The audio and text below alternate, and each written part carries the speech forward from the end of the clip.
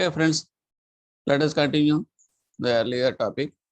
Here, Unit 3 అంటే retail banking ADR GDR గురించి చెప్తుంది. ఇందులో పాయింట్స్ చూసేద్దాం. ఇందులో వాట్ ఆర్ ద కంటెంట్స్ అంటే retail banking, wholesale banking, international banking, universal banking and ADRs, GDRs and participation notes. So here retail banking అంటే మీకు తెలియదే ఉంది. రిటైల్ డిపాజిట్ ప్రొడక్ట్స్ ఉంటాయి. SB, RD, current account, TD, no frill account, BCSB, BSBD, senior citizens deposit schemes. అందులో అన్ని కూడా మనకి retail deposit products. Retail loan products అంటే home loans, vehicle loans, consumer loans, education loans, trade loans, CC, crop loans, personal, auto. Retail సర్వీసెస్కి వచ్చేటప్పటికి safe deposit lockers and depository services and bank insurance products. అంటే insurance products అని మనం type తోటి చేస్తుంటాం కదండి. LIC అని, తర్వాత వేరే other HDFC, whatever it may be insurance companies తో టైప్ అయి చేసేవి బ్యాంక్ ఇన్సూరెన్స్ లోకి వస్తాయి. నెక్స్ట్ హోల్సేల్ బ్యాంకింగ్ వచ్చేటప్పటికి what are the things in the wholesale banking. Wholesale అంటే మొత్తం అన్ని ఒకటే ఉంటాయి. ఏంటి, ఫండ్ బేస్డ్ సర్వీసెస్ ఉంటాయి, నాన్ ఫండ్ బేస్డ్ సర్వీసెస్ ఉంటాయి, వాల్యూ యాడెడ్ సర్వీసెస్ ఉంటాయి, ఇంటర్నెట్ బ్యాంకింగ్ సర్వీస్ అన్ని కూడా ఒకే అంబ్రెల్లా కింద ఉంటాయి. అంటే ఒక చోట చాలా most of that important services are available in this. Okay, so ఇక్కడ మీకు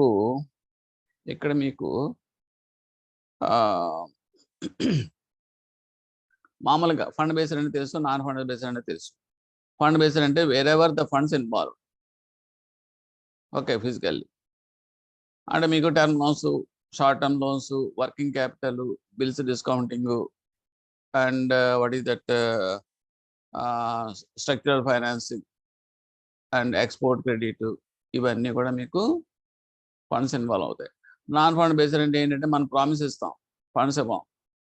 ఆ ప్రామిస్ ఫెయిల్ అయితే కనుక అప్పుడు వాడి దగ్గర నుంచి మనం ఏదైతే కొలాటరల్ చేస్తాడో అవి మనం రికవర్ చేసుకోవడం, లేకపోతే వాడు ఇచ్చిన దట్ డిపాజిట్స్ కానీ మనం లిక్విడేట్ తీసుకోవడం చేస్తాం. So that is called non fund based facilities అంటాం. ఓకే, అవి ఏంటంటే మీకు తెలుసు, bank guarantees, LCs, collection of bills, ఇవన్నీ కూడా నాన్ ఫండ్. ఇవన్నీ కూడా మీకు కమింగ్ అంటూ దట్ హోల్సేల్ బ్యాంకింగ్ లోకి వస్తాయి. వాల్యూ యాడెడ్ సర్వీసెస్ అంటే ఏంటంటే క్యాష్ మేనేజ్మెంట్ సర్వీసెస్, సిఎంఎస్. కొన్ని మనకి క్యాష్ లోడింగ్, తర్వాత క్యాష్ మేనేజ్మెంట్ అంటే మీకు సపోజ్ ఏటీఎంస్ కావచ్చు, ఏటీఎంలో క్యాష్ లోడింగ్ కావచ్చు, ఇవన్నీ కూడా మీకు అందులోకి వస్తాయి, రైట్. అండ్ ఛానల్ ఫైనాన్సింగ్ అంటే ఏంటి, నథింగ్ బట్ ఛానల్ ఫైనాన్సింగ్ అంటే సెల్లర్స్, బయ్యర్స్ ఉంటారండి. ఇందులో సెల్లర్స్, బయ్యర్స్ ఉంటారు. వీళ్ళిద్దరి మధ్యలో ఉండే ఫైనాన్షియల్ సర్వీసెస్ అన్ని కూడా మీకు ఛానల్ ఫైనాన్సింగ్ అంటాం. డెరివేటివ్ డెస్క్, డెరివేటివ్స్ అంటే మీకు next part of that foreign exchange వాటిలో వస్తాయి. స్వాప్స్, తర్వాత ఆప్షన్స్, ఇవన్నీ కూడా మీకు ఫారిన్ ఎక్స్చేంజ్ డెరివేటివ్స్. అంటే ఏంటంటే ఇవి కూడా నాన్ ఫండ్ బేస్డ్ ఫెసిలిటీస్ లాంటివే. అంటే ఏంటంటే మనకి రిస్క్ అనేది ఉంటుంది. ఇప్పుడు సపోజ్ 70 రూపాయలు డాలర్ రేట్ అనుకోండి, అది మనకేమో 1 మంత్ తర్వాత డాలర్స్ వస్తున్నాయి సార్, మీకు ఇస్తాను సార్, కొనుక్కోండి సార్ అని చెప్పి ఎవడో అంటాడు. మనం వాడికి కమిట్ అవ్వాలి, కమిట్ అవుతాం. ఈ రోడ్డు కొనుక్కుంటాను సార్ అని చెప్పేసి మాకు కమిట్ అయిపోతాడు. మనం కమిట్ అయిపోయిన తర్వాత మనం ఏంటంటే కొనాలి. కానీ ఆ 1 మంత్ తర్వాత 65 రూపాయలు అయిపోయింది అనుకోండి, మనం కమిట్ అయిన ప్రకారం మరి 5 రూపాయలు లాస్ అవుతుంది కదా మనకి. సో ఈ టైప్ ఆఫ్ రిస్క్ అనేది మార్కెట్లో చాలా కామన్గా జరుగుతూ ఉంటుంది. దట్ టు ఫారిన్ ఎక్స్చేంజ్లో చాలా ఫాస్ట్గా రిస్క్ అనేది స్ప్రెడ్ అవుతుంది. టు అవాయిడ్ దట్, అంటే to mitigate that risk only this derivatives desk అనేది మనం ఉపయోగించుకుంటాం. అంటే మనం ఏం చేస్తాం అంటే వేరే వాడితో మనం ఇంకా టై అయిపోం. ఏదైతే మనం డాలర్స్ కొనాల్సి వస్తుందో ఇంకో వేడు అమ్ముకునేవాడు, ఎవరు కొనుక్కున్నాడు, మన దగ్గర నుంచి కొనుక్కున్నవాడు ఉన్నవాడు చూస్తాం. అప్పుడేమో మనకి ఎప్పుడు సపోజ్ కొనుక్కున్నవాడితో కట్ అయిపోతాం. అయినప్పుడు వాడు 1 మంత్ తర్వాత ఏంటి అనేది వాడు ఫిక్స్ చేసుకుంటాడు రేటు. ఓకే, చేసుకున్నప్పుడు ఇక్కడేమో మనకి తగ్గినా అక్కడ మనకి కాంపన్సేట్ అయిపోతుంది. ఎందుకని కొనుక్కుంటా అన్నాడు కదా, మన లాస్ ఏమవుతుందంటే వాడిని ఎత్తి మీద రుద్దుతాం. So this is all called as derivative. దీంట్లో చాలా ఇన్స్ట్రుమెంట్స్ ఉంటాయి, స్వాప్స్ అని, తర్వాత ఫార్వర్డ్స్ అని, ఫ్యూచర్స్ అని, ఓకే, అండ్ ఆప్షన్స్ అని ఇవన్నీ వస్తాయి. Next tax collections. ఈ ట్యాక్స్ కలెక్షన్స్ మీకు తెలియదు, డైరెక్ట్ ట్యాక్సెస్, ఇండైరెక్ట్ ట్యాక్సెస్, ఇవన్నీ కూడా కలెక్షన్స్ అన్ని కూడా బ్యాంకులు చేస్తున్నాయి కదండి. గవర్నమెంట్ కలెక్షన్ సర్వీసెస్ అన్ని కూడా బ్యాంకులు చేస్తున్నాయి. నెక్స్ట్ తర్వాత NEFT, funds transfers facilities, electronic clearing system, ECS, ఎంఎండెస్క్, ఇవన్నీ కూడా value added services. Next internet banking సర్వీసెస్కి వస్తే కనుక payment gateway services, corporate internet services, supply chain management, okay, and supply chain partners, అందరూ కూడా ఇంటర్నెట్ బ్యాంకింగ్ సర్వీసెస్లోకి వస్తారు. అంటే ఇంటర్నెట్ బ్యాంకింగ్ సర్వీసెస్లోకి వచ్చేది పేమెంట్ గేట్వే సర్వీసెస్ కూడా చేస్తాం. ఎందుకంటే మనకి గేట్వే అంటే మన ఇన్ఫ్రాస్ట్రక్చర్ మనం రెడీగా పెట్టుకుందాం అనుకోండి, మన ఓన్ ఇన్ఫ్రాస్ట్రక్చర్. అంటే ఏమి లేదండి, మన ఏటీఎంస్ వేరే వాళ్ళు వేరే బ్యాంకులో ఉపయోగించుకుంటున్నారా లేదా, అంటే మన ఇన్ఫ్రాస్ట్రక్చర్ని వేరే వాడు షేర్ చేసుకుంటున్నాడా లేదా, మనకు వాడు కమిషన్ కొంత పే చేస్తున్నారు, because he is utilising our platform for their services. అలాగే మనకు కూడా పేమెంట్ గేట్వే సర్వీసెస్ అంటే మనకి నేను చూస్తాను వీసా సర్వీస్, వీసా, ఇవన్నీ కూడా మీకు పేమెంట్ గేట్వే సర్వీసెస్ ఉంటాయి. అవి మనకి కాలేజ్ ఫీజు కలెక్షన్స్, వాటిల్లో కూడా మనం banks they can arrange their own infrastructure in the payment gateway services. చేసుకున్నప్పుడు వాడు ఏం చేస్తాడంటే ఆ ప్లాట్ఫామ్ అవతల వాడికి మనకి యాక్సెస్ ఇచ్చినప్పుడు అవతల వాడు మన ఇన్ఫ్రాస్ట్రక్చర్ ఉపయోగించుకున్నప్పుడు మనకి will get some fees, commissions రూపంలో మనకు వస్తూ ఉంటాయి. అలాగే corporate internet services, supply chain management, supply chain partners, ఇవన్నీ కూడా హోల్సేల్ బ్యాంకింగ్లోకి వస్తాయి. Next international banking. International banking అనేటప్పటికీ అమాంగ్ ద కంట్రీస్ ఏముంటాయి చూడండి, నీడ్స్ ఆఫ్ ఎక్స్పోర్టర్స్. ఇంటర్నేషనల్ బ్యాంకింగ్లో వచ్చేదండి నీడ్స్ ఆఫ్ ద ఎక్స్పోర్టర్స్ అంటారు. నీడ్స్ ఆఫ్ ద ఎక్స్పోర్టర్స్, ఇందులో ఎక్స్పోర్ట్ ప్యాకింగ్ క్రెడిట్, ఇవి జాగ్రత్త చూసుకోండి. Export packing credit, export bills negotiation. Export packing credit అంటే means pre shipment credit in both rupees and foreign currencies, రెండింటిలోనే అవైలబుల్గా ఉంటాయి. ప్యాకింగ్ క్రెడిట్ అంటేనే ప్రీ షిప్మెంట్ అంటే ఏంటంటే up to the shipment of the goods, whatever that process required, for that process amount required, that amount will be financed so by way of a credit. So that is called the packing credit. అంటే మన raw material కొనుక్కోవడం, దాన్ని goods కింద మార్చడం, దాన్ని తీసుకెళ్లి ship దాకా తీసుకెళ్లి ప్యాకింగ్ రూపంలో పెట్టడం అక్కడ దాకా. So this entire process, this facility credit is available in the rupees as well as the foreign currencies. Next, export bill negotiation. Negotiation means banks negotiate export bills drawn under LC. అంటే ఏంటంటే already shipment load చేసేసాడు, చేసేసిన తర్వాత bills వస్తాయి. అంటే వాడు bill of lording అనేది వాడు తీసేసుకున్నాను, షిప్మెంట్ చేసేసానని చెప్పేసి మనకి షిప్పింగ్ అథారిటీ వాడు ఇస్తాడు. సో దాన్ని చేసుకుని మన again we can raise credit in the bank, that is మన పోస్ట్ షిప్మెంట్ క్రెడిట్ అంటాం. ఓకే ఓకే, దీన్ని ఏంటంటే ఈ ప్రాసెస్ దాన్ని నెగోషియేషన్ ప్రాసెస్ అని అంటాం.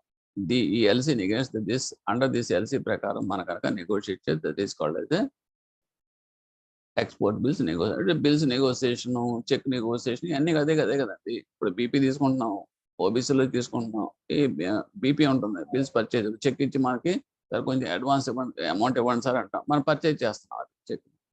అలాగే ఇక్కడ nothing but we are already in evidence of this bills loaded in the ship. So with that bill we will finance. So it's called as export bill negotiation. Export BP and discounting, third one. దీనికి పైదానికి తేడా ఏంటంటే export BP and discounting లో LC ఉండదు. అంటే banks sanction credit limits against export bills without LC. అంటే యాక్చువల్గా ఎక్స్పోర్టర్కి importer మధ్యలో జరిగే ట్రేడ్ ట్రాన్సాక్షన్ అనేది విత్ ఎల్సీ జరగవచ్చు, వితౌట్ ఎల్సీ కూడా జరగవచ్చు. ఎల్సీ అంటే ఏంటంటే it is nothing but A credit facility giving by that opening bank of the LC to that exporter. So దీన్ని పెట్టుకుని వాడు లోన్ రైజ్ చేసుకుని ఆ హామీతోటి వాడు అక్కడ ప్రీ షిప్మెంట్ అడ్వాన్స్ కావచ్చు, పోస్ట్ షిప్మెంట్ అడ్వాన్స్ కావచ్చు, ఈ కెన్ అటైన్ దట్ లోన్. ఇందులో ఏంటంటే నాకు బ్యాంక్ నుంచి అవసరం లేదండి, లోన్తో పని ఏం లేదని చెప్పేసి ధీమాగా ఉందనుకోండి, అంటే ఇద్దరు ఒక హామీకి మంచి భరోసా ఉందనుకోండి, అసలు బ్యాంక్ ఈ ఎల్సీ అవసరం లేకుండా కూడా వాడు ఈ గూడ్స్ పంపిస్తాడు, వీడు తెప్పించుకుంటా ఉంటాడు. ఓకే, సో ఈ టైప్ ఆఫ్ ట్రాన్సాక్షన్స్లో కూడా మామూలుగా ఉంటాయి. గూడ్స్ ఎక్స్పోర్ట్ చేయడం, ఎల్పీ, బిల్ ఆఫ్ లాడింగ్ అన్నీ మామూలుగా ఉంటాయి. But only thing is there is no role in of LC. So that is called as a export BP and discounting అంటాం. నెక్స్ట్ ఏంటంటే ఎక్స్పోర్ట్ బిల్ కలెక్షన్ సర్వీసెస్. అంటే ఏంటంటే just like our OBC, export documents are sent in collection by the exporter through this bank. అంటే అన్ని ready చేసిన తర్వాత bills వాడికి hand over చేస్తాడు బ్యాంక్ వాడికి. బ్యాంక్ వాడు కొరియర్ సర్వీస్ లాగా పంపించి అక్కడ రియలైజ్ అయిపోయిన తర్వాత ఆ డబ్బులు తీసుకొచ్చి వీడికి అప్ చెప్తాడు. జస్ట్ లైక్ ఏ చెక్ మనకు బ్యాంక్ లో ఇచ్చిన 2 రకాల ఫెసిలిటీస్ ఉంటాయి. ఒకటి ఏంటంటే ఓబీసీ అంటాం, outward bills for collection. Okay, అందులో ఏంటంటే చెక్ తీసుకుంటాం, ఆ చెక్ కన్సర్న్ బ్యాంక్ పంపిస్తాం, వారం రోజులు 10 రోజుల తర్వాత మనకి అమౌంట్ వాడు పంపిస్తాడు, అది కస్టమర్ అకౌంట్ క్రెడిట్ ఇస్తాం. So it will be long process. లేదు ఈ చెక్ ఇచ్చేసి సార్ అది అలాగా చెక్ రిలీజ్ అయిపోతుంది కదా సార్, కొంచెం దాని మీద డబ్బులు ఇవ్వండి అంటే అప్పుడు మనం ఏం చేస్తామంటే బిల్స్ పర్చేజ్ అంటాం. Okay, so same thing here also. Here this is collection services just like OBC మాట. And bank guarantee. Bank guarantee means bank issue guarantee in foreign currency on behalf of that exporters. Okay, అంటే exporters కి bank ఇచ్చే guarantee మాట. Okay, rupee advance against export bills. ఇందులో ఏముంటుంది అంటే in case of exporter expects foreign currency as per his invoice and doesn't want to surrender for currency appreciation can get credit in rupees against export bills. అంటే ఇక్కడ ఏంటంటే వాడికి ఎలాగో foreign currency వస్తుంది. Okay, advance against export bills. Exports foreign currency as per his invoice. ఇన్వాయిస్లో ఏముంటుందంటే మనకు వచ్చే కరెన్సీ ఇందులో ఫండ్స్ ఇందులో వస్తాయి. జపనీస్ యెన్స్లో వస్తాయా, లేకపోతే జర్మన్ ఫ్రాంక్లో వస్తుందా, లేకపోతే అమెరికన్ US డాలర్స్లో వస్తుందా అనేది మనకు స్పెసిఫై అవుతుంది ఇన్వాయిస్లో. And doesn't want to surrender for currency appreciation. Okay, can get credit in rupees against export bills. వాడికి కరెన్సీ వచ్చిన ఫారిన్ కరెన్సీ వీడికి హ్యాండ్ ఓవర్ చేయడానికి మాత్రం ఇష్టపడతాడు. సో అంటే రూపీస్లోనే లోన్ కావాలనుకుంటాడు, రూపీస్లోనే వీడు పే చేస్తూ ఉంటాడు. అంటే ఏంటంటే దాని ఎప్రిసియేషన్ పెరిగింది అనుకోండి, పెరిగినా తగ్గినా కూడా ఆ లాభం అనేది బ్యాంకుకి చెందకుండా తన మాత్రమే తీసుకునే ఉద్దేశంతో వాడు రూపీ మీద మాత్రమే ఫోకస్ పెడతాడు. Equivalent of that value in terms of rupees only. So such type of advance is called as a rupee advance against export bills అంటాం. Export LC advising. Export LC advising. Advising services of that LC with its relationship of corresponding bank worldwide. అంటే ఏంటంటే ఇక్కడ export LC advising is nothing but it is a service, advising service. ఈ సర్వీసెస్లో ఏం చేస్తుందంటే అవతల వాడు ఎవడైతే మన ఎల్సీని అడ్వైజ్ చేస్తాడో, కన్ఫర్మ్ చేసి అడ్వైజ్ చేస్తాడో, అంటే పలానా వాడి దగ్గర నుంచి ఎల్సీ వచ్చింది, ఇదిగోండి ఇది పర్వాలేదా అని చెప్పేసి ఎక్స్పోర్టర్ అడిగితే వాడి దగ్గర ఇన్ఫర్మేషన్ డేటా కలెక్ట్ చేసి కన్ఫర్మేషన్స్ అన్ని తీసుకుని ఇంటిమేషన్ అన్ని చేసుకుని ఎస్ ఇట్ ఈస్ ఓకే అని చెప్పేసి వాడి క్లియరెన్స్ ఇవ్వడం, వాడు అడ్వైజ్ చేయడం. ఆ అడ్వైజ్ చేసిన దానికి వాడు సర్వీసెస్ చేస్తాడు. మన దగ్గర డాక్టర్ అయినా కన్సల్టేషన్ ఛార్జ్ తీసుకుంటాడు, లాయర్ ఏమో తనకి కేసు సంబంధించిన ఛార్జెస్ తీసుకుంటున్నాడు లేదా. అలాగే ఆ సర్వీసెస్ సంబంధించిన some charges they will collect, nothing else. Export LC confirmation కూడా అటువంటిది. It is but the difference of these two is in one case it is advising, in the other case it is confirmation. But nowadays మీకు important point ఏంటంటే confirmation చేసినప్పుడు అది కనుక wrong confirmation అనుకోండి, ఎవడైతే confirm చేశాడో ఆ bank is liable so far. And advising bank కూడా అలా ఉండేది కాదు. అడ్వైజింగ్ బ్యాంక్ ఏంటంటే అడ్వైజ్ చేస్తాడు, చేసిన తర్వాత ఓకే అది మంచి బ్యాంక్ అని చెప్తాడు, చెప్పిన తర్వాత అది ఫేక్ బ్యాంక్ అనుకోండి, అడ్వైజ్ చేసిన వాడికి లైబిలిటీ ఉండేది కాదు. ఎందుకంటే వాడు తెలిసిన ఇన్ఫర్మేషన్ ప్రకారం నేను చెప్పాను అంటాడు. ఇప్పుడు ఏం చేశారంటే వాడిని కూడా ఫిక్స్ చేశారు అకౌంటబిలిటీలో. So both are liable.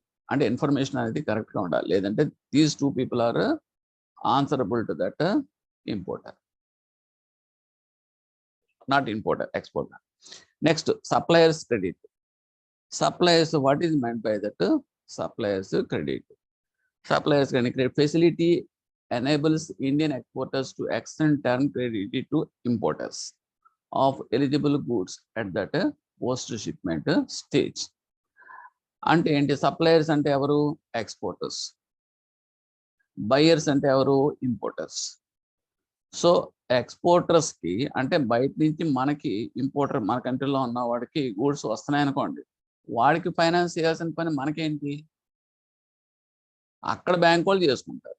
కానీ మనం ఏంటంటే to encourage that imports, okay, exporter మనకు కొంచెం బెనిఫిట్ కనుక చేయగలిగితే కనుక మనకి క్యాపిటల్ గూడ్స్ తర్వాత మిషనరీ అటువంటిది ఈజీగా ఇంపోర్ట్ చేసుకోగలిగితే కనుక మన వాళ్ళకి ఇండస్ట్రియలైజ్డ్గా దట్ మీన్స్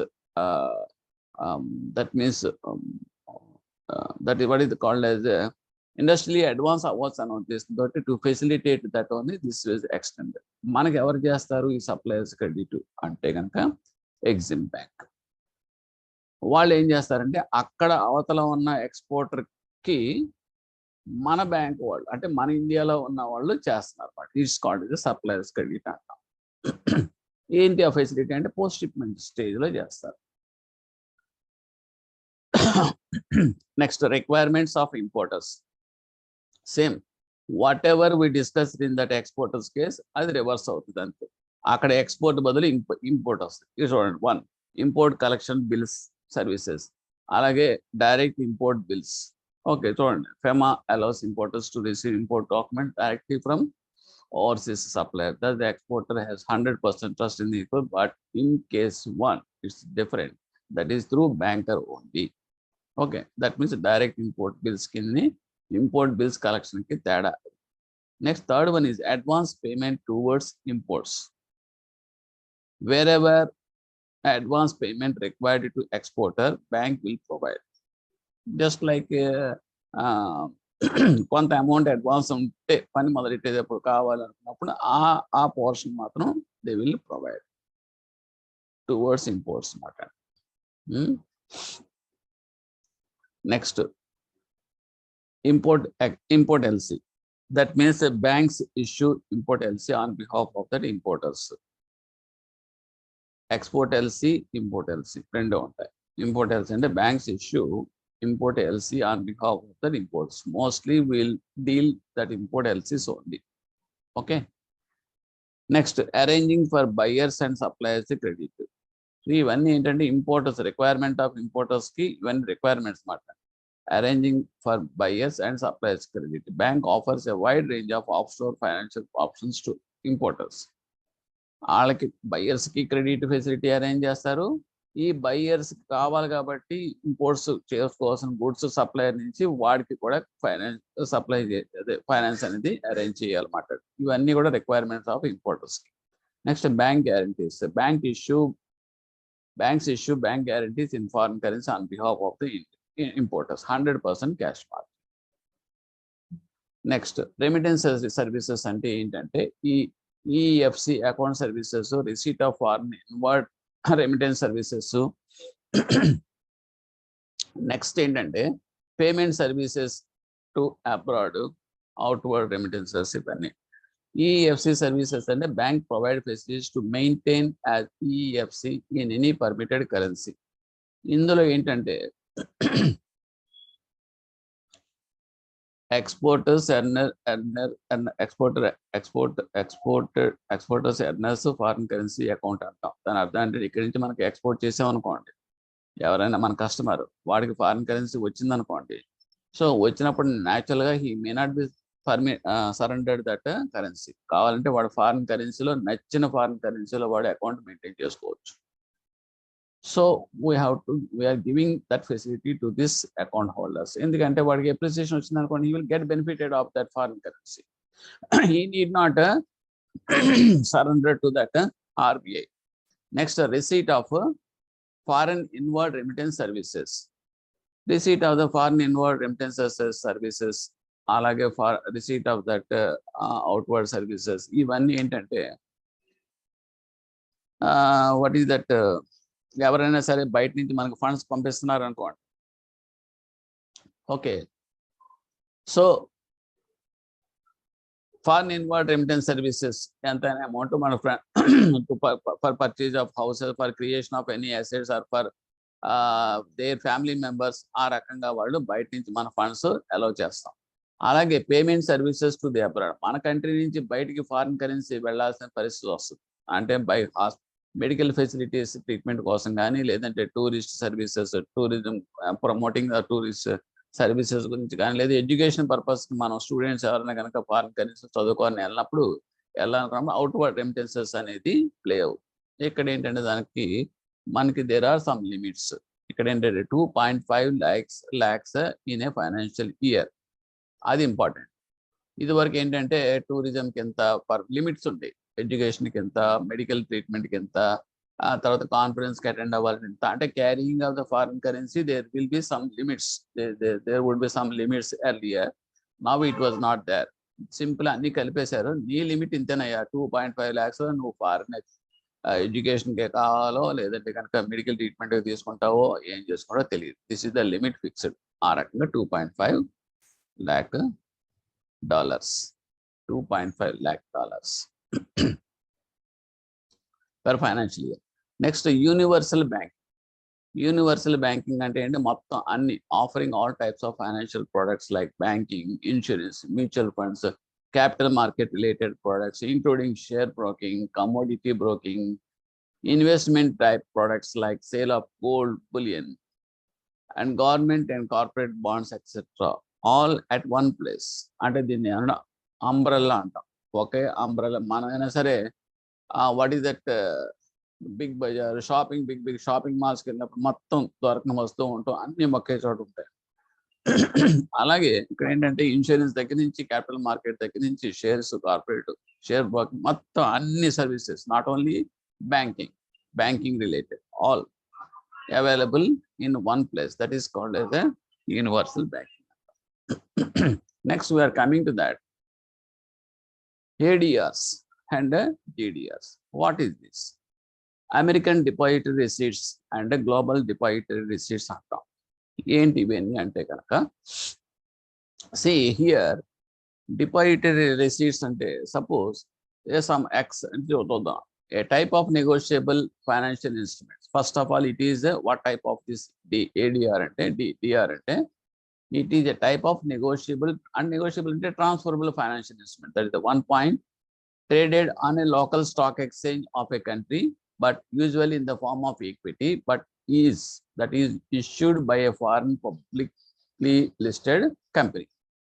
అంటే యాక్చువల్గా ఏంటంటే traded in the local stock exchange of the country, local country foreign ఎక్స్చేంజ్లో ట్రేడ్ అవుతుంది, కానీ but usual in the form of equity that is issued by the foreign publicly listed company. అంటే ఏంటంటే ఒక కంట్రీలో పబ్లిక్ ఇష్యూ చేయబడి వేరే కంట్రీలో కనుక స్టాక్ ఎక్స్చేంజ్లో కనుక ట్రేడ్ అయితే కనుక, so that is called as depository receipt అంటాం. అంటే ఇట్ ఈజ్ నెగోషియబుల్. అంటే ఏంటంటే మన ఇండియన్ కంపెనీలో పబ్లిక్ ఇష్యూకి వెళ్ళింది, ఓకే, వెళ్తే కనుక ఈ షేర్స్ ఎక్కడ ఇష్యూ చేయబడ్డాయి? మన ఇండియాలో ఇష్యూ చేయబడ్డాయి. ఇండియాలో ఇష్యూ చేయబడతాయి అంటే మన ఇండియన్ కంపెనీలో షేర్స్ అవి ట్రేడింగ్ ఎక్కడ అవుతాయి? మామూలుగా ఇండియాలోనే ట్రేడ్ అవ్వాలి. ఏ బాంబే స్టాక్ ఎక్స్చేంజ్లోనో లేకపోతే నేషనల్ స్టాక్ ఎక్స్చేంజ్లోనో సెబీ ద్వారా ట్రేడ్ అవుతాయి. కానీ ఇందులో ఉన్న స్పెషల్ ఏంటంటే these depository receipts can be traded in outside the country. ఏ లండన్లోనో అక్కడ స్టాక్ ఎక్స్చేంజ్లో ట్రేడ్ అవుతాయి. That is the only basic difference. Okay, ఇందులో రెండు రకాలు ఉంటాయండి, ఏడిఆర్స్, జీడిఆర్స్ అంటాం. ఏడిఆర్స్ అంటే అమెరికన్ డిపాజిటరీ రిసీట్స్ అంటాం. దాని అర్థం అంటే ఇవన్నీ కూడా traded in US stock national stock ఎక్స్చేంజ్లో ట్రేడ్ అవుతాయి. జీడిఆర్స్ అంటే global depositary receipts are commonly listed on European stock exchange. ఎక్కడైనా ఎనీ యూరోపియన్ స్టాక్ ఎక్స్చేంజ్లో కనుక లిస్ట్ అయి ట్రేడ్ అయితే కనుక దట్ ఈస్ కాల్డ్ జీడిఆర్స్ అంటారు. Both ADRs and GDRs are usually denominated in US dollars, but can also be denominated in euros. ఇది కూడా one point. Every sentence, every point is one question. ఇక్కడ ADRs, GDRs జనరల్గా denominated in US dollars, but can also be denominated in euros also. ఓకేనండి. Next, లేకపోతే explanation అనవసరం అండి. Explanation మీకు ఇవ్వచ్చు, అది ఏంటి అనేది సింపుల్గా చెప్పాలని చెప్పేసాను. కానీ మీకు ఇక్కడ ఏదో సమ్ సాఫ్ట్వేర్ కంపెనీ ఉంది, అది process. This is all called process. Okay, I will brief that one. You can also read once. ఒకసారి చూడండి, so that I will explain that as in simple terms. ఈ లోపల చదువుకోండి, దాని గురించి I have given some time.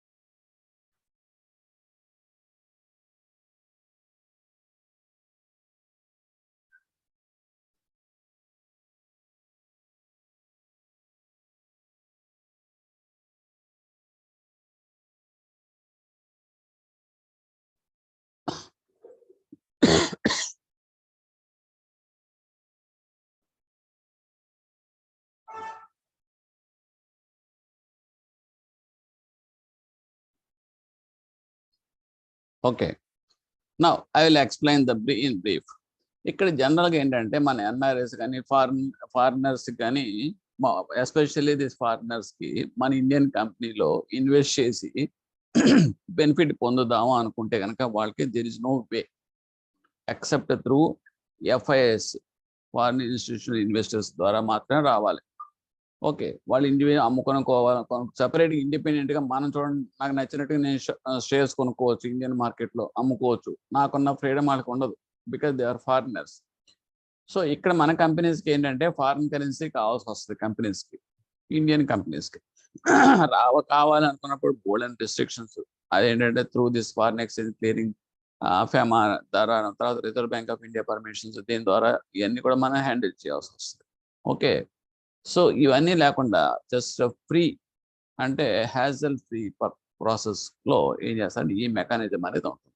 అదేంటంటే suppose some X అనే software company shares issue చేసింది అనుకోండి, మన ఇండియాలో పబ్లిక్ ఇష్యూకి వచ్చింది అనుకోండి, ఇమీడియట్గా సో యుఎస్ బ్రోకర్స్ ఉంటారు మన దగ్గర.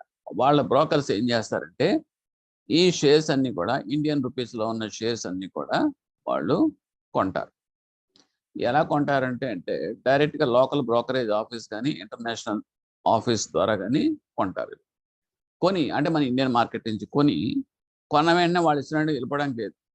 కొన్ని ఇక్కడ వాళ్ళకి కరస్పాండెంట్ బ్యాంక్స్ అనేవి ఉంటాయి, అమెరికన్ చార్టెడ్ బ్యాంకో, లేకపోతే సమ్ అమెరికన్ ఎక్స్ప్రెస్ బ్యాంకో, లేదా something bank of America, something banks ఉంటాయి కదా, బొంబాయిలో ఉంటాయి కదా వాళ్ళ బ్రాంచెస్, ఓవర్సీస్ కరస్పాండెంట్ బ్రాంచెస్ ఉంటాయి కదా, ఆ బ్రాంచెస్ దగ్గరికి వెళ్ళి అక్కడ వాళ్ళకి ఇన్ని కొన్నామండి ఇదేం చెప్పి చూపించి వాళ్ళ చేత వాళ్ళు సబ్మిట్ చేస్తారు. వాళ్ళు ఏం చేస్తారంటే నేను వెరిఫై చేసి ఓకే అని చెప్పేసి దాని equivalent amount they will permit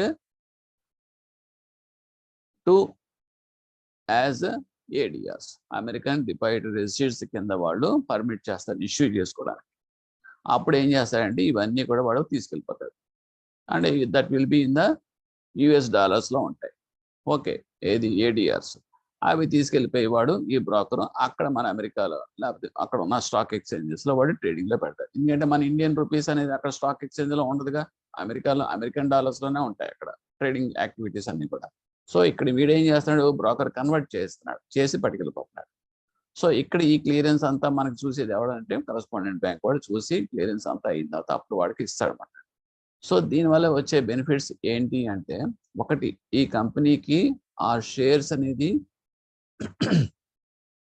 foreign currency రూపంలో ఉంటుంది ఒకటి. నెక్స్ట్ ఏంటంటే investment is investment of the company in the form of foreign currency. ఒకటి అంటే ఫారిన్ కరెన్సీ వాడు ఉపయోగించుకోవచ్చు ఆ రూపంలో వచ్చింది కాబట్టి వాడికి. నెక్స్ట్ ఇన్వెస్టర్స్ బెనిఫిట్స్ ఏంటంటే they can enjoy the fruits, అంటే benefits of this Indian shares. అది ఎప్రిసియేషన్ వచ్చినా, లేకపోతే బోనస్ వచ్చినా, లేకపోతే సంథింగ్ ఏది వచ్చినా కూడా it will be added to his benefits of that foreigner. So both way it is very important. Next we are coming to participatory notes. ఈ participatory notes కూడా అటువంటి ఇందులో ఏంటంటే పాయింట్ వైజ్ చూడండి. In general, foreigners or NRIs who wants to invest in Indian stock exchange is possible through FIA registered with SEBI only. But this participatory notes is opposite. అంటే ఏంటి దీని అర్థం, ఇందాక చెప్పిన పాయింట్, ఫారినర్స్ కానీ NRIs కానీ ఎవరైనా సరే ఇండియన్ స్టాక్ మార్కెట్లో కనుక ఇన్వెస్ట్ చేయాలి అనుకుంటే కనుక they cannot directly invest in the Indian market, వాళ్ళ త్రూ ఎఫ్ఐఏ ద్వారా రావాల్సిందే. అది కూడా ఎఫ్ఐఎస్ రిజిస్టర్ చేయబడాలి సెబీ తోటి. ఎఫ్ఐ అంటే foreign institutional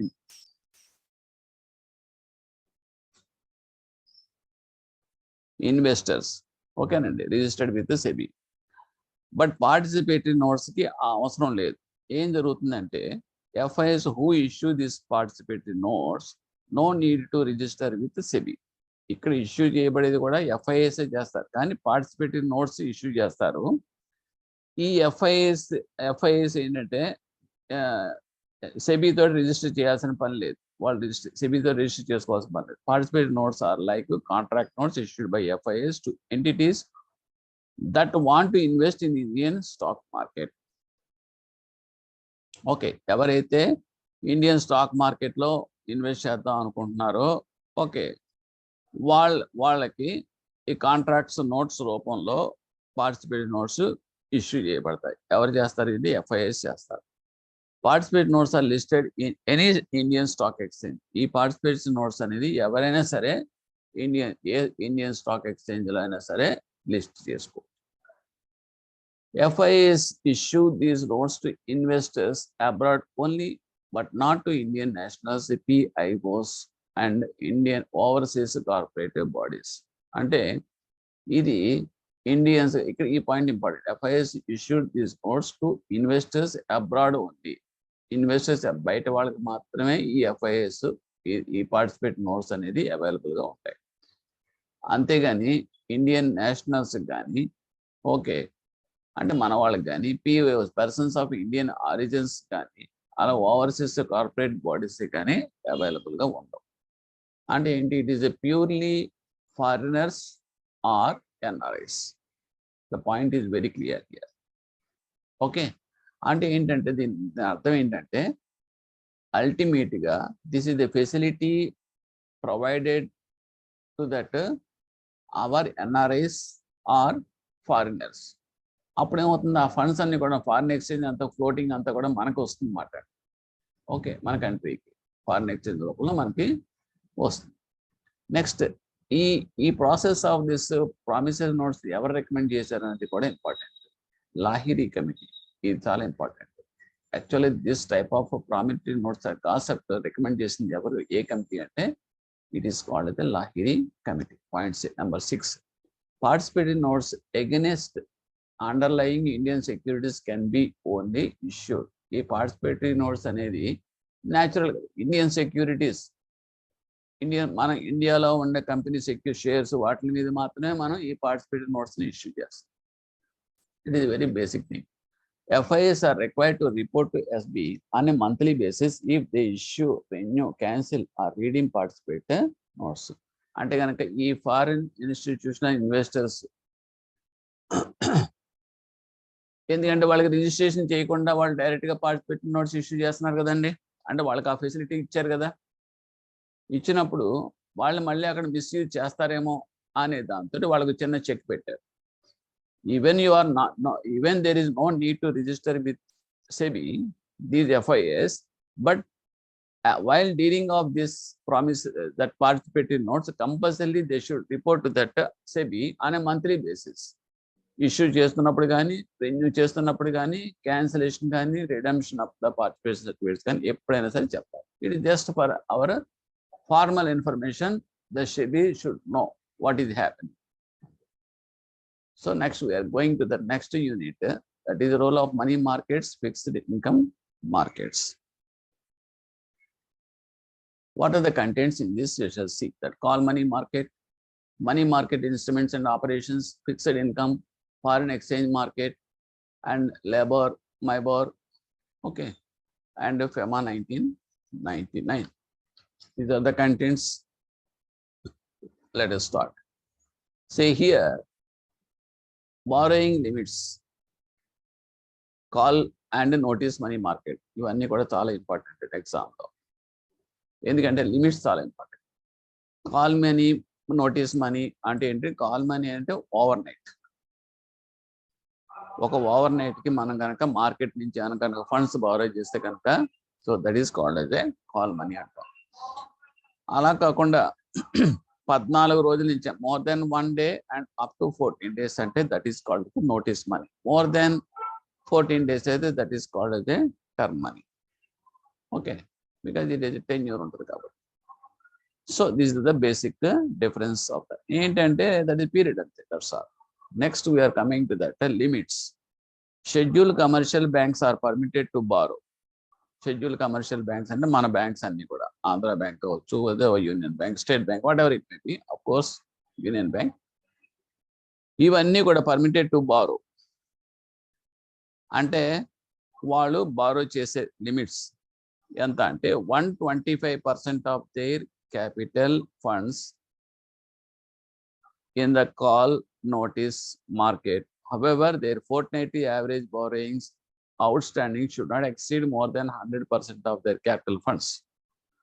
tyre 1 and tier 2 capital. ఇది జాగ్రత్తగా అండర్స్టాండ్ చేసుకోండి. ఒక పాయింట్ అండర్స్టాండ్ చేసుకుంటే మిగతా అన్ని కూడా ఈజీ. ఏంటి అంటే ఇప్పుడు ఈ బ్యాంక్స్ షెడ్యూల్ కమర్షియల్ బ్యాంక్స్ అనేది మార్కెట్లోకి వెళ్ళి మార్కెట్లోంచి అప్పు తెచ్చుకోవచ్చు. బారోయింగ్ అంటే అదే కదండి. లెండింగ్ అంటే అప్పు ఇవ్వటం, బారోయింగ్ అంటే తెచ్చుకోవడం. ఫండ్స్ కావాలంటే మార్కెట్ నుంచి తెచ్చుకోవచ్చు. కానీ దానికి లిమిట్స్ ఉన్నాయి. ఎంత అంటే అంత తెచ్చేసుకోవడానికి లేదు. ఏంటి ఆ లిమిట్స్ అంటే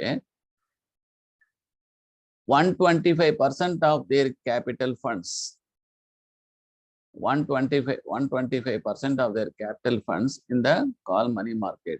However, their fortnightly average borrowing outstanding should not exceed more than 100% of their capital funds. అంటే క్యాపిటల్ ఫండ్స్ 1000 ఉన్నాయి అనుకోండి, 1000 కోట్లు ఉంది. కపోజ్ ఒక ఎక్స్ బ్యాంక్కి క్యాపిటల్ ఫండ్స్ 1000 కోట్లు.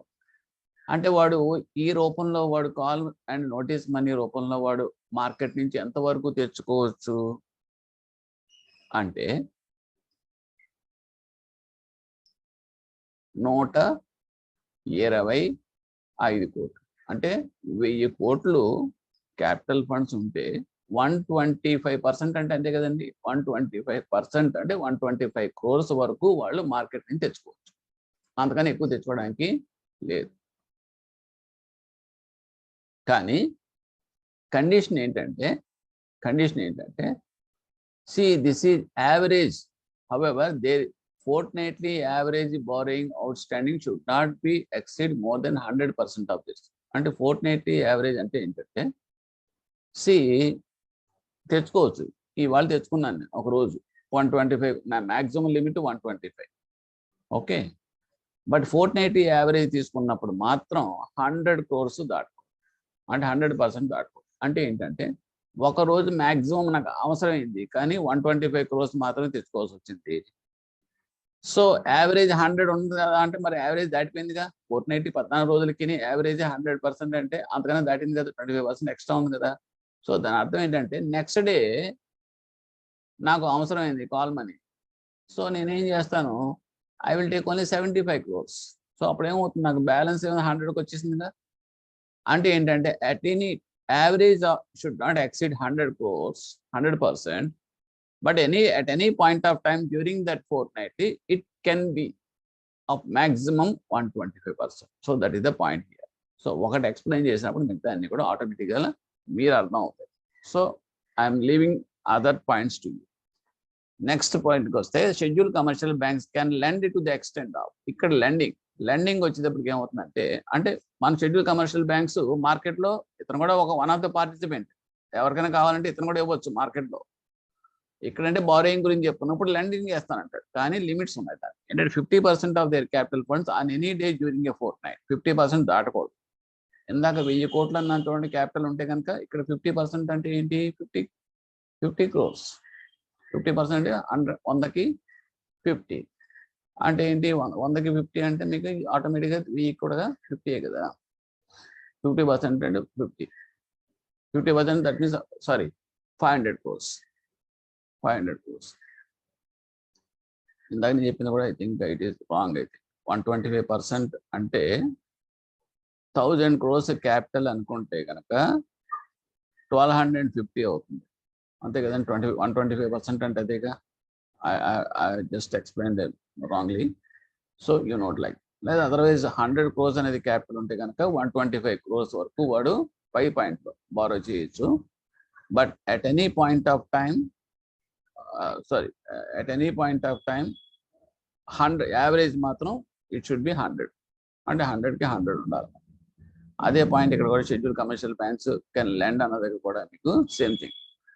So 50% of the capital funds on any day during a fortnight, but average fortnightly outstanding should not exceed 25% of their capital funds. అంటే average అనేది ఎప్పుడు కూడా 100 కోట్లు కనుక క్యాపిటల్ ఫండ్స్ ఉంటే 25 crores దాటకూడదు.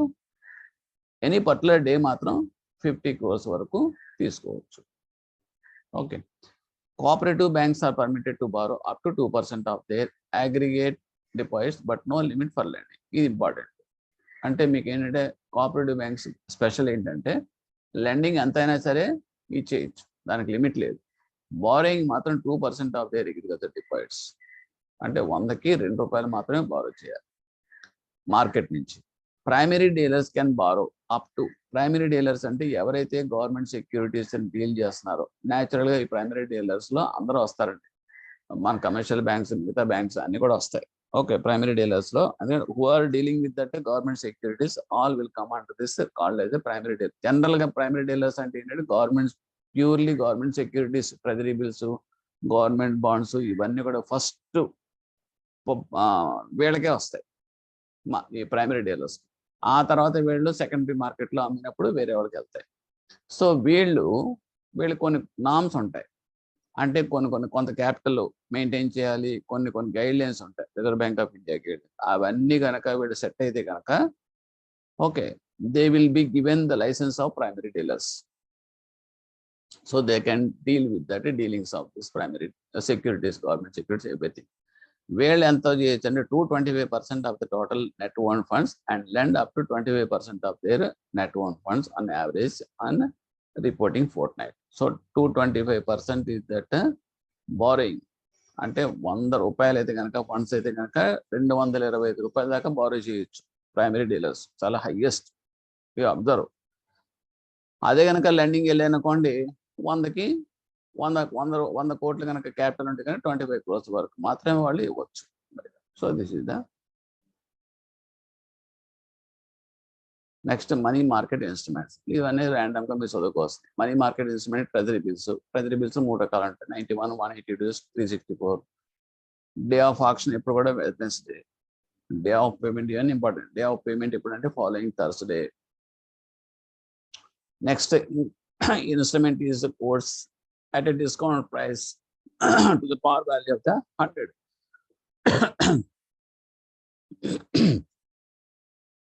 And minimum tradable amount is 25,000. And minimum amount tradable is 25,000. So akkadiki meeku treasury bills gurinchi pointlu. Next, certificate of deposits. It is also market instrument, money market instrument. Adi entante it is a negotiable money market instrument antam. Certificate of deposits ni every issue chestarante banks issue chestayi.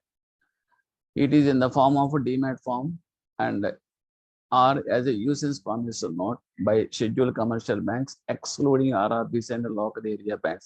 This point important. Answer మీకు ఇస్తాడు. Schedule commercial banks అనేది answer ఉంటుంది. Schedule commercial banks excluding RRBs అని ఉంటుంది. Schedule commercial banks excluding local area banks ఉంటుంది. So అక్కడ మీకు ఇచ్చినప్పుడు statements A only, A and B only, A BC only, ఇలాగా సి ఓన్లీ ఇలా ఇస్తాడు. కాబట్టి మీకు గుర్తుపెట్టుకోవాల్సిన ఆర్ఆర్బీసీ ఎక్స్క్లూడ్ అవుతాయి, లోకల్ ఏరియా బ్యాంక్స్ కూడా ఎక్స్క్లూడ్ అవుతాయి. ఓకే, మిగతా వాళ్ళు మాత్రమే ఈ సర్టిఫికేట్ ఆఫ్ డిపాజిట్స్ ఇష్యూ చేసే ఆధార్. నెక్స్ట్ కమర్షియల్ పేపర్కి వస్తే కనుక మినిమం క్రెడిట్ రేట్ కొన్ని నామ్స్ ఉన్నాయి. ఈ కమర్షియల్ పేపర్స్ ఎవరు ఇష్యూ చేస్తారంటే కార్పొరేట్స్ ఇష్యూ చేస్తారు, కంపెనీస్ మాట. మినిమం క్రెడిట్ రేటింగ్ ఎంత ఉండాలంటే క్రిసిల్ P2 ఉండాలి rating mark, and overall that means the financial institute can issue commercial paper within overall umbrella limit fixed by the RBI. Issue of commercial paper together with other investment should not exceed 100% of the net owned funds as per the latest audited balance sheet. Any financial institution kanaka commercial papers kanaka issue cheyali anukunte kanaka overall limit anedi untundi. Overall limit అంటే because they can issue the other instruments కూడా issue చేస్తారు వాళ్ళు. Okay, company ఉందనుకోండి, company debentures issue చేస్తుంది, bonds issue చేస్తారు, చాలా చేస్తుంటారు. So వాటితో పాటు ఈ కమర్షియల్ పేపర్స్ కూడా ఇష్యూ చేయొచ్చు. కానీ దానికి లిమిట్ అంటే ఓవరాల్ లిమిట్ అనేది మాత్రం ఉండాలి. ఆ ఓవరాల్ లిమిట్ అనేది 100% of that net own funds దాటకూడదు. That to latest balance sheet ప్రకారం. Okay, and CPs are issued at a discount to face value. CPs issue చేసినప్పుడు డిస్కౌంట్ వాల్యూ ప్రకారం ఇష్యూ చేస్తాం. అంటే ఏంటంటే ₹1,000 the value, face value of that CP after 2 years అనుకోండి suppose. So ఇప్పుడు వాళ్ళు ఏం చేస్తారంటే ₹1,000 ఇమీడియట్గా ఇష్యూ చేసినప్పుడే వాళ్ళు ఇప్పుడు అది ప్రజెంట్ రేట్ ఎంత అనేది వాళ్ళు ప్రజెంట్ వాల్యూస్ కదా లెక్కేసేసి, latest it is coming of ₹700 అనుకోండి. So they will put in the discount. 600కో ఎంతకో. అంటే మనకి ఏంటంటే ఈ మార్గదర్శి చిట్స్లోనూ వాటిలోనూ పాటలు పాడతారు చూడండి. పాడినప్పుడు ఆ పాట అనేది డిస్కౌంట్కి వెళ్తూ ఉంటుంది. అదే కదా మిగతా వాళ్ళ మెంబర్స్కి బెనిఫిట్. ఎందుకంటే అత్యవసరం వాడికి అవసరం ఉంటుంది కాబట్టి వాడు ఏం చేస్తాడంటే డిస్కౌంట్కి కూడా వాడు అమ్ముతూ ఉంటాడు. అది ఏంటంటే మిగతా వాళ్ళకి అదే ప్రకారం ఇక్కడ కూడా అదే ప్రాసెస్. డిస్కౌంట్ అంటే అదే. Next repo. రెపో అనేది మీకు తెలుసు ఆల్రెడీ. రెపో అనేది ఇక్కడ ఏంటంటే ఇన్స్ట్రుమెంట్. అక్కడ మనం రిజర్వ్ బ్యాంక్ ఆఫ్ ఇండియా గురించి చదువుకున్న రిపో అండ్ రివర్స్ రిపో మెకానిజం అనేది LAF అది టూల్స్ కింద వాడుతుంది రిజర్వ్ బ్యాంక్ ఆఫ్ ఇండియా. ఇక్కడ మాత్రం that is an instrument. Repo involves selling of the security with the agreement to repurchase the same at a future date on a predetermined price. Next, CBLO, collateralized borrowing and lending obligation. CBLO అంటే ఏంటంటే collateralized borrowing and lending obligation అంటే ఏంటంటే it is a money market instrument operated by that CCIL. ఎవరు operate చేస్తున్నారంటే Clearing Corporation of India Limited. ఎందుకు ఇది జరుగుతుందంటే కొంత అందరికీ మనీ మార్కెట్లోకి యాక్సెస్ ఉండదండి. Only the schedule commercial banks, primary dealers వీళ్ళు మాత్రమే డీల్ చేస్తుంటారు. కానీ ఒక individual they cannot enter into that money market. So వాళ్ళ కోసం ఇది పెట్టింది. అంటే ఇందులో ఏం జరుగుతుంది, for those who have no access to the interbank call money market. So exclusively for them. It is a discounted instrument in electronic book entry form for the maturity period from 1 day to 91 days up to 1 year as per that RBI guide. The tenor అంటే ఏంటంటే instrument tenure ఏంటంటే maturity period అన్నమాట. 1 day నుంచి maximum 91 days వరకు ఉంటుంది. ఇది is one important point. And CCIL అంటే ఎవరైతే ఆపరేట్ చేస్తారు, CCIL అంటే ఏం లేదండి, ఈ కొలాటరైజ్డ్ CBLO ఈ లెండింగ్ బారోయింగ్ యాక్టివిటీస్ అనేది ఒక ప్లాట్ఫామ్ లాంటిది కావాలి, ఇన్ఫ్రాస్ట్రక్చర్. సో అంటే చూసేది మాట, హ్యాండిల్ చేసేది, ఇవన్నీ కూడా హ్యాండిల్ చేసేది. సో అది ఎవరు చేస్తున్నారంటే CCIL వాళ్ళు చేస్తున్నారు, Clearing Corporation of India Limited. So ఇక్కడ అది దేని మీద వర్క్ చేస్తుంది అనేది point. CCIL provides the dealing system through INFINET అంటే ఇండియన్ ఫైనాన్షియల్ నెట్వర్క్. దీని ద్వారా చేస్తున్నారు. Because we are using so many nets, infrastructure facilities we are using. Bank net అంటాం, బ్యాంక్ నెట్ అనేది RBI హ్యాండ్ ఓవర్లో ఉంటుంది. నెఫ్ట్, RTS ఇవన్నీ కూడా వాళ్ళ ద్వారా చేస్తూ ఉంటారు. అంటే ప్రైవేట్ నెట్వర్క్స్ ఇవన్నీ కూడా ఒక్కొక్కరు ఒక్కొక్క నెట్వర్క్ ఉపయోగించుకుంటూ ఉంటారు. So this infinite will be used by that CCIL. Next, interest rates. For interest rates in call money markets, calculation of interest ఇవన్నీ కూడా ఎవరు చేస్తారు, ఎలా చేస్తారంటే దేనికి సెపరేట్ బైబిల్ అంటే పుస్తకం ఉంటుంది అన్నమాట. Methodology given in hand book brought by that FIMMDA, fixed income money market and derivatives association of India అని చెప్పేసి వీళ్ళు చెప్పిన గైడ్ లైన్స్ ప్రకారం ఇంట్రెస్ట్ రేట్స్ అన్ని కూడా ఫిక్స్ చేసుకోవడం అన్ని కూడా జరుగుతాయి, క్యాలిక్యులేట్ చేయడం అన్ని కూడా అందులో ఉంటాయి. దాని ప్రకారం చేస్తాం. ఓకేనండి. Next we are coming to that.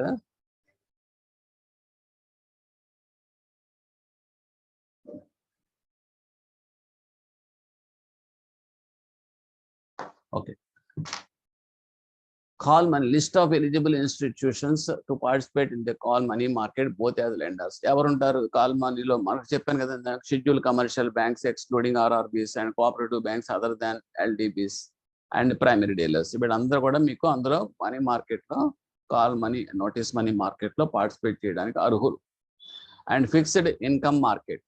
Fixed income market అంటే secondary market consist of both. Okay, అదేంటంటే సెకండరీ మార్కెట్ అనేది ఏంటంటే first of all what ever that market instruments issued by that. Suppose company ఉందనుకోండి, కంపెనీ పబ్లిక్ ఇష్యూకి వెళ్తుంది, IPOs అంటాం, initial public offer అంటాం. So that is the primary. Okay, తర్వాత నాకు allot అయింది, నేనేం చేస్తాను, వెంటనే కొంచెం అమౌంట్ ఎప్రిసియేషన్ వచ్చిన కానీ అమ్మేస్తాను. అంటే ఏంటి, సెకండరీ మార్కెట్. అక్కడ మళ్ళీ ట్రేడింగ్ పర్చేజింగ్ జరుగుతూ ఉంటుంది. ఆ రకంగా సెకండరీ మార్కెట్కి కన్సిస్ట్ ఏముంటాయి అందులో అంటే Just there are two things will be there. Telephonic market, whereas brokers provide quotes to market participants. One method, one channel. రెండోదంటే electronic trading system operated by RBI known as NDS-OM. That means negotiated dealing system under order matching. So ఇక్కడ ఏంటంటే there is the two ways. అంటే market అనేది లో facilities మాట. ఒకళ్ళు brokers direct గా telephone ద్వారా handle చేసే సిస్టమ్, కోర్స్ మార్కెట్ పార్టిసిపెంట్స్ ద్వారా చేయడం. ఓకే. ఇంకోటి ఎలక్ట్రానిక్ ట్రేడింగ్ సిస్టమ్ అంటే ఇప్పుడు సపోజ్ మనమే ఉన్నాం, సెల్ఫ్ గా ఉంటాం, నాకు బ్రోకర్ తప్ప పనే ఉంది. ఇప్పుడు నేను దానికి సంబంధించింది నేను ఒక యూజర్ ఐడి తెచ్చుకుని నేను I can participate directly in the market. నాకు బయ్యింగ్ సెల్లింగ్ రేట్స్ అన్ని కూడా ట్రేడ్ అవుతా ఉంటాయి, కనపడతా ఉంటాయి స్క్రీన్లో. సో నేను మ్యాచ్ చేసుకుంటాను. నాకు పలానా 45 రూపాయల దగ్గర నేను పెడతాను నేను బయ్యింగ్కి, ఇంకోటి ఎవడో కొనుక్కోవడానికి పెడతాడు. సో రెండు మ్యాచ్ అయింది అనుకోండి, క్లియర్ అయిపోతుంది, నాకు బయ్యింగ్ అయిపోతుంది, వాడికి సెల్లింగ్ అయిపోతుంది. Okay, this is the way, this one. Next corporate bond market అంటాం. కార్పొరేట్ బాండ్ మార్కెట్ ఏంటంటే it is all related to the companies. Companies అనేటప్పటికీ వాళ్ళకి ఒక రేటింగ్ సిస్టమ్ ఉంటుందండి. కార్పొరేట్ బాండ్స్ అన్ని కూడా రేటింగ్ సిస్టమ్కి అనుగుణంగా వెళ్తాయి. ఆ రేటింగ్స్ ఎక్కడి నుంచి అంటే AAA నుంచి D దాకా ఉంటాయి. AAA అంటే హైయెస్ట్ రేటింగ్, D అంటే చాలా లీస్ట్. అదే ఇక్కడ మీకు చెప్తాడు, AAA indicating highest safety, D indicating a very high probability of default. ఈ రెండు important. However bonds up to the rating of BB అంటే ఏంటంటే బెంచ్ మార్క్, మినిమం క్వాలిఫైయింగ్ మాట. ఓకే, అలాగే మనం ఇప్పుడు JIBCIBలో క్వాలిఫైయింగ్ మార్క్స్ కావాలనుకుంటే కనుక to get benefit of passing 45 అంటాం. 45 వస్తే కనుక పర్వాలేదు, ఎందుకంటే ఆ 3 పేపర్స్ మెరిట్ 150తోకి అది వచ్చేసినట్టు నెట్వర్క్. ఆ రకమైన BBB అంటే. స్ట్రిప్స్ అంటే bonds with same coupon but varying maturities, hybrid bonds etcetera, దీన్ని స్ట్రిప్స్ అంటాం. ఓకే, అంటే ఏంటంటే సపోజ్ బాండ్ అంటూ మార్కెట్లోకి ఇష్యూ చేశారనుకోండి, దానికి కూపన్ బాండ్ అంటాం. కూపన్ బాండ్ అంటే కూపన్స్ ఉంటాయి. 5 years బాండ్ అనుకోండి, ఇయర్లీ కూపన్ అనేది అటాచ్. అంటే ఏం లేదు, మన ఫిక్స్డ్ డిపాజిట్ లాంటిదే అండి. మనం మంత్లీ ఇంట్రెస్ట్ వస్తుంది, క్వార్టర్లీ ఇంట్రెస్ట్ ఆప్షన్ ఉంటుంది, హాఫ్ ఇయర్లీ ఇంట్రెస్ట్ ఆప్షన్ ఉంటుంది. అవే మనకు బాండ్ కూడా ఇంట్రెస్ట్ అనేది మనకి జనరేట్ అయ్యి మనకి వస్తూ ఉంటాయి. దాన్ని సెపరేట్గా మనం చూస్తాం, కూపన్స్ అని చెప్పి నేమ్ చేస్తాం దానికి. ఓకే, ఇక్కడ ఏమవుతుందంటే ఒక బాండ్ ట్రేడ్ అవుతున్నప్పుడు ఆ బాండ్స్తో పాటు ఈ కూపన్స్ కూడా లింక్ అయిపోయి దానికి వాల్యూ అనేది సెట్ అవుతూ ఉంటుంది. కానీ దానివల్ల ఏమవుతుందంటే మనకి బాండ్స్ సెపరేట్గాను కూపన్స్ సెపరేట్గా ట్రేడింగ్ అయ్యే అవకాశం లేదు. కానీ ఈ స్ట్రిప్స్ ద్వారా ఏం చేశారంటే సెపరేట్ చేసేసి కూపన్స్ సెపరేట్గా ట్రేడ్ అయ్యేలా పెట్టారు, బాండ్స్ సెపరేట్ అయ్యేలా ట్రేడ్ అయ్యేలా పెట్టారు. That's why it is called as hybrid bonds అంటాం. Next interest rate derivatives. ఇందాక మనం చెప్పాను చూడండి, ఇంట్రెస్ట్ రేట్ డెరివేటివ్స్ అంటే స్వాప్స్ అని. అలాగే ఇంట్రెస్ట్ రేట్ డెరివేటివ్స్ అంటే it is instrument where the underlying asset is the right to pay or receive notional amount of the money at a given interest rate. Derivative అంటేనే అది రిస్క్ని mitigate చేయడం. Okay, ఇక్కడ risk interest rate derivatives అంటే ఏంటి? Interest రేట్లో risk. Suppose నేనే ఒక US$ లోన్ లండన్లో లేకపోతే US తీసుకున్నాను. ఓకే, నేను ఒక ఇండస్ట్రియలిస్ట్, డాలర్స్లో తీసుకున్నాను. ఒక $1 lakh లోన్ తీసుకున్నాను ఒక అమెరికన్ ఎక్స్ప్రెస్ బ్యాంక్ నుంచి. నేనేం చేయాలి? నేను ఇక్కడేమో ఇండియన్ రూపీస్లో నాకు ఇన్కమ్ జనరేట్ అవుతుంది. సో ఇప్పుడు ఏమవుతుంది, వాడు ఒక అమౌంట్ ఇన్స్టాల్మెంట్ చెప్తాడు కట్టమని, ఒక $1,000 నువ్వు కట్టాలి ఎవ్రీ మంత్ అని. అప్పుడు అక్కడ $70 ఉంటుంది. నేను తీసుకున్నప్పుడు లోను, నేను చెప్పినప్పుడు నా ప్రిన్సిపల్ అమౌంట్ కూడా $70కే సెట్ అయ్యి నేను తెచ్చుకున్నాను. కానీ after long time or during the period running అది ఎప్రిసియేషన్ వచ్చింది అనుకోండి, $75 అయిపోయింది అనుకోండి. ఇప్పుడు నాకేమవుతుంది, value of the Indian rupees which I'm going to repay that loan may not be sufficient to meet that EMI. ఎందుకంటే EMI అనేది అక్కడ ఎప్రిసియేషన్ డాలర్ పెరిగిపోయింది కాబట్టి నాకు రిస్క్ వచ్చింది. అంటే నేను ఇంకా కొంత ఇండియన్ రూపీస్ యాడ్ చేస్తాను కానీ నాకు అక్కడ ఇన్స్టాల్మెంట్ క్లియర్ అవ్వదు. అటువంటిది రిస్క్. దానికి ఏం చేస్తామంటే ఈ ఇంట్రెస్ట్ రేట్ డెరివేటివ్స్ అనే దాన్ని ఉపయోగించుకుంటాం. ఏంటివి అంటే చూడండి, hedging exposure, raising capital, investing. Okay, ఇవేంటో ఒకసారి చూసుకోండి. మరీ డీప్కి వెళ్ళినా కూడా మీకు ఇబ్బంది అవుతుంది. Hedging exposure which replacing the risk normally associated with interest rate and currency exposure. Raising capital and reducing the cost of the capital by exploiting the funding differences between countries, currencies, and the funding sources, and investing. That means for enhancing yield and achieving portfolio objectives. ఇవన్నీ కూడా different methods we are using for this under this interest rate derivatives. ఏం లేదు, mapping అండి. సింపుల్గా చెప్పాలంటే mapping అంటే మనం rise చేసే క్యాపిటల్ సంబంధించింది ఒకటి, ఇన్వెస్ట్ చేసేది ఒకటి, hedging exposure hedging. That mind suppose ఎప్పుడైతే మనకి అలా వస్తుందో అప్పుడు మనం ఏం చేస్తామంటే లోన్ తీసుకున్నారు కదండి, ఇంకొకటి ఎవరైనా సరే వేరే, అంటే ఇవన్నీ కూడాను ఇక్కడ మీకు పలానా చోట తగ్గుతుంది, మనకు లాస్ వచ్చే పాసిబిలిటీ ఉంది అనుకున్నప్పుడు మనకి గెయిన్ వచ్చే పాసిబిలిటీ ఎక్కడ ఉంది అనేది చూసుకోవడం అంటే ఏంటంటే, ఇప్పుడు మనం లోన్ తీసుకున్నాం, ఇంకోటి ఎవడో డిపాజిట్ చేస్తాడు. సో డిపాజిట్ చేసేవాడికి ఇప్పుడు ఇంట్రెస్ట్, దీనికి ఎప్రిసియేషన్ వచ్చింది అనుకోండి, మనకి ఇబ్బంది అవుతుంది, కానీ అవతల వాడికి డిపాజిట్ చేసేవాడికి అది అడ్వాంటేజ్ అవుతుంది, మనకు నష్టపోతాం. సో అలాగే దాన్ని డిప్రిసియేషన్ అయిపోయింది అనుకోండి, అంటే పడిపోయినప్పుడు నాకు బెనిఫిట్ వస్తుంది. లోన్ తీసుకున్నాడు 70 రూపాయలు, అప్పుడు నేను డాలర్కి నేను లోన్ తీసుకున్నాను, దానికి ఈక్వలెంట్ అమౌంట్ ఇండియన్ రూపీస్ నేను కడతాను. కానీ అది డాలర్ కనుక డౌన్ అయిపోయి 65 అయిపోయింది అనుకో, నాకు బెనిఫిట్ కదా, నేను ఇండియన్ రూపీస్ ఎక్కువ ఇవ్వకల్లా, తక్కువ ఇండియన్ రూపీస్తో నా ఈఎంఐ కట్టేయచ్చు, నేను బెనిఫిట్ పొందుతాను. కానీ డిపాజిట్ చేసినవాడు కదా లాస్ అవుతుంది. కాబట్టి అప్పుడు నేనేం చేస్తానంటే, లోన్ తీసుకున్నవాడు డిపాజిట్ చేసినవాడు ఏడిద్దరు కలిపి టై అయిపోతాను. ఒరే బాబు, నీకు నష్టం వస్తే నేను మీట్ అవుతాను, నాకు నష్టం వస్తే నువ్వు మీట్ అవుతావు అని చెప్పేసి ఈ టైప్ ఆఫ్ మ్యాపింగ్స్, తర్వాత ఈ అడ్జస్ట్మెంట్స్ ఉన్నాయి చూడండి, ఈ ఎక్స్పోజర్ హెడ్జెస్లో వాళ్ళిద్దరు అండర్స్టాండింగ్ అవుతారు. ఇది ఎక్కడెక్కడ వస్తాయంటే మనకు జనరల్గా floating rates, mapping with that fixed rates, loans కానీ డిపాజిట్స్ కానీ, లేదంటే డిఫరెంట్ కరెన్సీస్లో కనుక ట్రాన్సాక్షన్స్ కనుక ఉంటే కనుక అప్పుడు వీళ్ళిద్దరు కనుక స్వాపింగ్ చేసుకుంటూ ఉంటారు. ఈ టైప్ ఆఫ్ అడ్జస్ట్మెంట్స్లో మనకి రిస్క్ అనేది మిటిగేట్ అయిపోతుంది. Okay sir, simple example have given, అదే మీకు ఇక్కడ వస్తుందన్నమాట. అందుకైతే నేను have not given that explanation. Interest rate swap అంటేనే అది, whatever I explain so far, that is concerned with this part.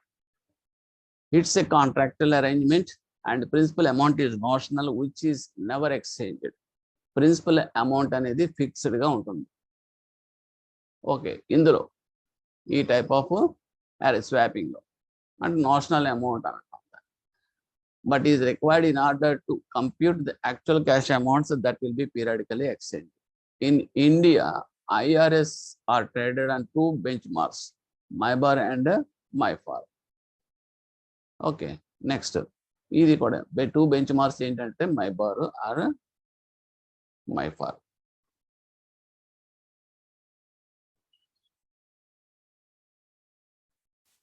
Next, overnight index swaps. This swap consists of exchange of fixed rate for NSE MIBOR rate, Mumbai Interbank Offer Rate. MIBOR ante abbreviation important. MIFAR swaps, Mumbai Interbank Forward Offer Rate, is another popular benchmark developed by for that AAA corporate funding cost in India. Okay, ఈ రెండు కూడా మనకి తెలియాలి. ఎక్కడ మనం MIBOR rate apply చేస్తాం, ఎక్కడ MIFAR swaps అనేది ఆఫర్ చేస్తాం. Okay, because it is dealing with that corporate funding cost, AAA developed by that bench mark developed by that AAA corporate funding cost in India. Okay, అంటే ఇది ఎలా ఉంటుందంటే మీకు ఈ రేట్స్ ముంబై రేట్స్ మాట అండి. లైబర్ అంటే ఏంటి, లండన్ రేట్స్. అంటే లండన్ బెంచ్ మార్క్ని మనం ఉపయోగించుకుని ఫారిన్ ఎక్స్చేంజ్ రేట్స్ అన్ని ఫిక్స్ చేసుకుంటాం. అంటే అదొక బెంచ్ మార్క్ కింద తీసుకుంటాం.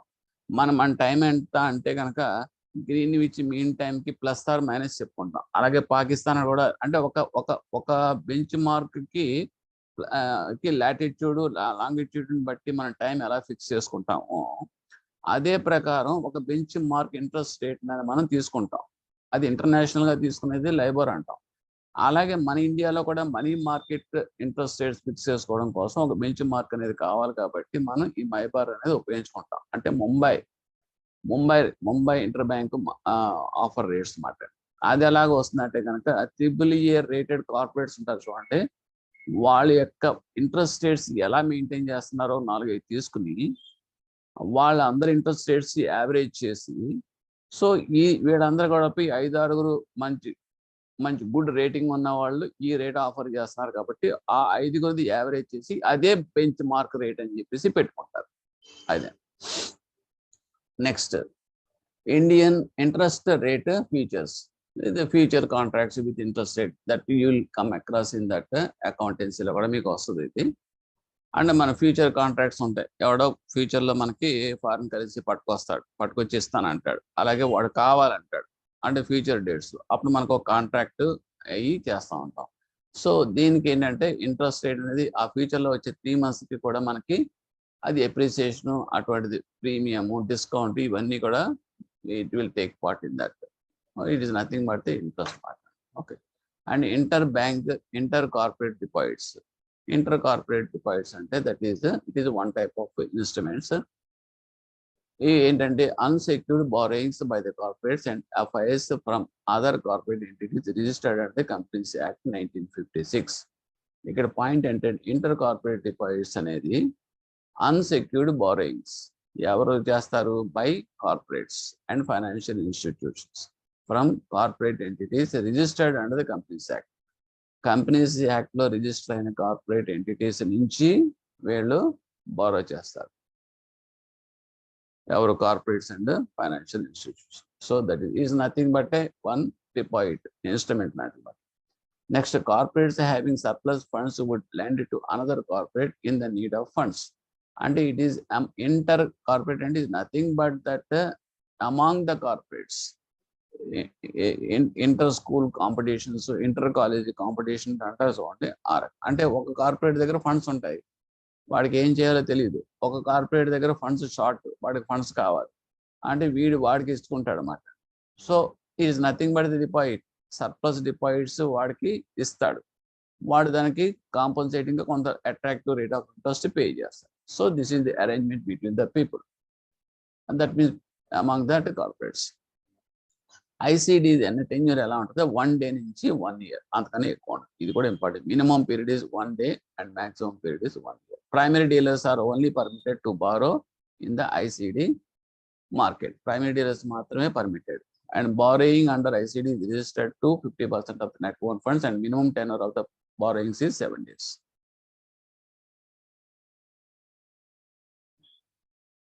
So what we discussed here, LIBOR అంటే ఏం చెప్పాను చూడండి, అది stands for the London Interbank Offered Rate and is the popular benchmark issued for US dollars, GBP and Euro, Swiss franc, Canadian dollar and Japanese yen. MIBOR stands for Mumbai Interbank Offer Rates, used as benchmark rates for money market deals in India.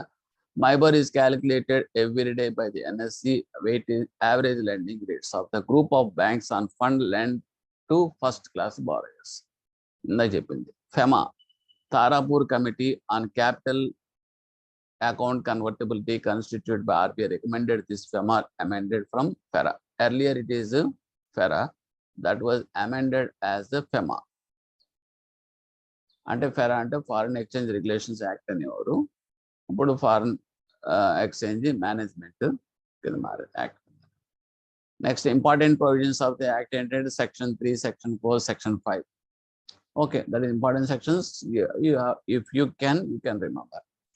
Section 3 prohibits dealings in foreign exchange except through authorized dealer. Authorized dealers తప్పించి ఎప్పుడు కూడా foreign exchange deal చేయకూడదు, restricted. అంటే ఎవరు ఉంటాయంటే ప్రతి బ్యాంకులో treasuries ఉంటాయి కదండి, ఆ ట్రెజరీయే ఆథరైజ్డ్ డీలర్ అన్నమాట. అంటే నేను చేయడానికి లేదు, అంటే there should be some license is required. Section 4 వస్తే కనుక restrains any person resident in India from acquiring, holding, owning, possessing of foreign exchange immovable property situated outside India. Outside India అంటే foreign exchange కానీ immovable property కానీ ఎక్కడైనా సరే కనుక outside India, okay, any Indian resident enquiry చేయడం కానీ, holding కానీ, only processing కానీ చేయడానికి కుదరదు. ఓకే, అంటే that means there should be some restrictions are there, we have to follow it. Accordingly only it is permitted. And Section 5 deals with the capital account transactions. Capital account transactions, current account transactions అంటే ఏంటి? Difference ఏం లేదండి. Wherever the fixed immovable assets are taking part in the transactions, it will be called as a capital account transaction అంటాం. Personal transactions is called as a current account transaction అంట. ఒక student ఇక్కడ నుంచి Germany చదువుకోవడానికి వెళ్ళాడు అనుకోండి, వాడు foreign exchange మనం ఇస్తాం. అలాగే ఒకటి ట్రీట్మెంట్ కోసం మనం ఫారిన్ ఎక్స్చేంజ్ మనం ఇస్తాం. సో ఫారిన్ ఎక్స్చేంజ్ ట్రాన్సాక్షన్స్ లో ఏం జరుగుతుందంటే services something will be affected, fulfilled. But అదే నేను ఇక్కడి నుంచి కొంత అమౌంట్ ఫారిన్ ఎక్స్చేంజ్ తీసుకెళ్ళి అనుకోండి, అక్కడ నేను ఏమైనా ఎసెట్ కొన్నా అనుకోండి, అలాగే వాడు ఎవడైనా సరే ఇండియాలో ఉన్న ఫారినర్ మన ఇండియాలో ఉన్న ప్రాపర్టీని అమ్మేసాడు అనుకోండి. సో ఇక్కడ ఫారిన్ ఎక్స్చేంజ్ ట్రాన్సాక్షన్ జరుగుతుంది, but either creation or what is that disposal of that asset will be taking place. So that's why it is a capital account transaction. So that is the one difference. So with this I will stop here.